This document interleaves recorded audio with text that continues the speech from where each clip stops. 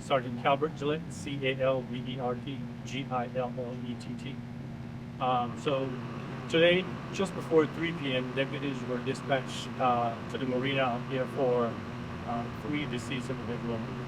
Deputy responded and located the 3 individuals on a boat deceased of possible carbon monoxide poisoning.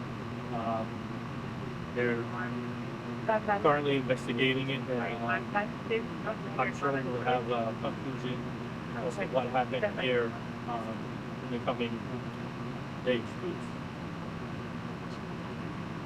Perfect. There were 2 females and 1 male.